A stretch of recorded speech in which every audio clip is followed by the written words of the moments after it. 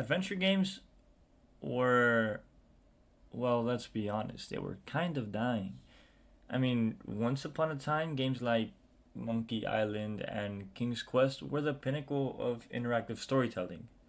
But somewhere along the way, the genre lost its spark.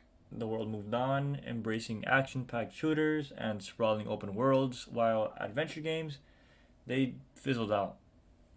But after Telltale Games stepped in, and suddenly adventure games weren't just relevant again, but people were actually enjoying them. This wasn't just some nostalgic throwback. Telltale was rewriting the rules. They took a genre that was on life support and infused it with a new life. So, how did they do it? How did Telltale Games solve the adventure game puzzle that nobody else could crack? There's something almost poetic about the rise and fall of the adventure game genre. Back in the 80s and 90s, these games were the go to for clever stories, witty dialogue, and some pretty ridiculous puzzles. But as technology marched forward, adventure games started feeling like they were stuck in the past. I mean, it's not hard to see why people got tired of wandering around pixelated landscapes trying to combine every random object in their inventory just to progress. Players wanted more freedom, more action, more everything. And adventure games, they just didn't evolve as much as the game needed it to. The industry moved on, and the genre became kind of a joke, something that older gamers looked back on fondly but didn't really have a place in the modern scheme. And honestly, the adventure game world was a mess of convoluted puzzles, pixel hunting, and storylines that felt more like lectures than anything you'd want to play on a Friday night. But Telltale saw something there, something that others had given up on.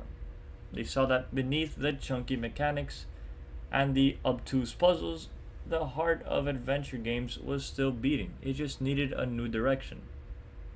In 2012, Telltale took a massive gamble with The Walking Dead, and it wasn't just a new take on the adventure game, it was a statement. Telltale was basically saying, hey, maybe we don't need all those convoluted puzzles. Maybe the real key to adventure games is just a good story. And, well, a majority of people would say they delivered. I guess the thing that really set Telltale apart was how they put the player in the driver's seat, not with action packed combat or flashy mechanics, but with choices that felt deeply personal. It wasn't about whether you had the right item in your inventory, it was about making the decisions that had real consequences for the characters around you. And yeah, sometimes these choices were brutal. Deciding who lives and who dies, what to say in a tense moment, or when to stand your ground. It all felt like it really mattered.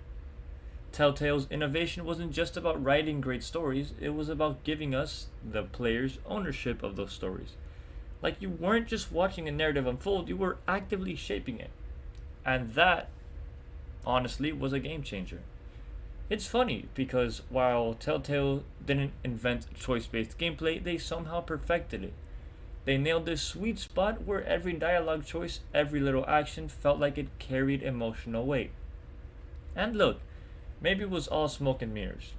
Sometimes your choices didn't change as much as you'd think, but in the moment it felt real. It felt like you were living the story, not just playing. Now let's talk about the episodic model because it was a genius move. Instead of dropping a full game all at once, Telltale broke everything into episodes, little bite-sized chunks of story that kept players hooked. And it worked. Fans would finish an episode, get hit with the cliffhanger, and then spend the next month speculating and discussing what might happen next. It made the experience feel communal, almost like watching your favorite TV show week to week. The structure was also pretty addictive. You'd play through an episode, get completely invested, and then have to wait for the next one. And during that wait, you had time to stew over your choices, to think about what you'd done, and to really feel the impact of your decisions. It kept the stakes high, and anticipation was even higher. And this model wasn't just limited to The Walking Dead. The Wolf Among Us had the same episodic tension, mixing fairy tale noir with a gritty, morally ambiguous world. Then there was Tales from the Borderlands, which somehow blended Telltale's signature narrative style with the chaotic humor of the Borderlands universe. It shouldn't have worked, But some people think it did. Some people think it really did. And now we're seeing Telltale's influence ripple out into other games, like Chained Together. If you haven't heard of it, Chained Together is one of those games that feels like it could only exist in a post Telltale world. It takes Telltale's formula of choice based narrative and dials it up, adding cooperative elements that force players to negotiate decisions in real time. It's like if The Walking Dead and A Way Out had a love child full of tense emotional moments, but with this added layer of collaboration and stress, almost making it kind of like a rage game. It's a game that's messy, unpredictable, and it can be chaotic, but that's exactly what games feel so alive for. It's a clear sign that Telltale's legacy isn't just about the game they made, it's about the doors they opened for other creators to experiment with storytelling in ways that we hadn't seen before. But as much as we can talk about Telltale's brilliance, we can't ignore their struggles. The thing is, Telltale's ambition kind of got away from them. They were releasing games left and right, picking up licenses for Batman, Game of Thrones, Minecraft, basically anything with a recognizable IP. But behind the scenes, things were getting messy. The engine they were using, it was creaky, outdated, and honestly kind of falling apart, and as they took on more and more projects, the cracks started to show. Bugs, awkward animations, clunky controls.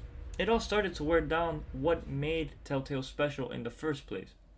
They were still telling great stories, but the technical side just wasn't keeping up.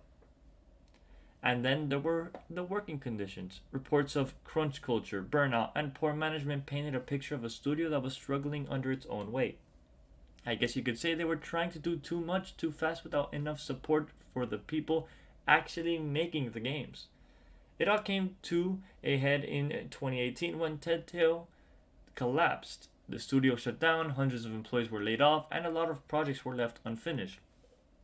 It was very heartbreaking for many people, as this marked the end for a company that had done so much to change the gaming landscape. But here's the thing. Even though Telltale went down in flames, their impact didn't just disappear. You can see Telltale's fingerprints all over the place, in games like Life is Strange, which brought emotional storytelling to new audiences, and Until Dawn, which mixed horror with player choice in a way that felt fresh and terrifying. Studios like Dontnod and Supermassive Games picked up where Telltale left off, taking the ideas Telltale pioneered and running with them.